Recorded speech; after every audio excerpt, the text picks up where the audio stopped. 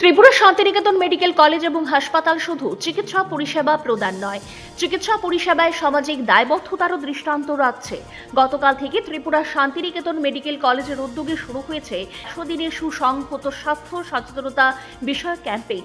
North eastern electrical power corporation CRS তহবিল এবং জাতীয় স্বাস্থ্য মিশনের সহযোগিতায় এই কর্মসূচি রূপায়িত হচ্ছে।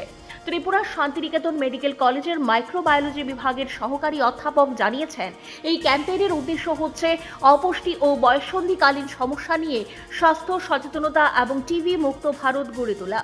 স্বাস্থ্য সচেতনতা বিষয়ক এই ক্যাম্পেইনে বাস্তবায়নে রয়েছে ত্রিপুরা শান্তিনিকেতন মেডিকেল কলেজের হাসপাতালের মাইক্রোবায়োলজি বিভাগের সহকারী অধ্যাপক ডক্টর দিশা দেববর্মা, সহকারী অধ্যাপক ডক্টর দেবশ্রী সাহা, বায়োকেমিস্ট্রি বিভাগের সহকারী অধ্যাপক ডক্টর পায়ার বাগরা দেববর্মা, ইএনটি বিভাগের সহকারী অধ্যাপক doctor Arpita Mohanty, junior resident doctor Supratim Gob এবং ল্যাব টেকনিশিয়ান, স্টাফ নার্স এবং ওমেন এন্টারপ্রেনারগণ। তাছাড়া অন্যান্য চিকিৎসকগণ ও সংশ্লিষ্টদের এই কর্মসূচিতে যুক্ত করা হয়েছে।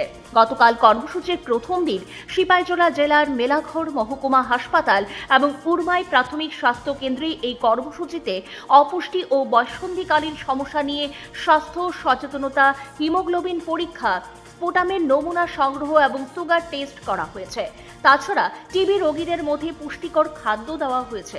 ত্রিপুরা শান্তিনিকেতন মেডিকেল কলেজ এবং হাসপাতালের উদ্যোগে স্বাস্থ্য সচেতনতা বিষয়ক 100 দিনের এই ক্যাম্পেইন ধলাই জেলার গঙ্গানগর এবং সিপাহীজলা জেলার মেলাঘর, কাঠালিয়া, ধনপুর, মাইক্রোসাপাড়া এবং উরমাই এবং তৈবান্দালে অনুষ্ঠিত হবে।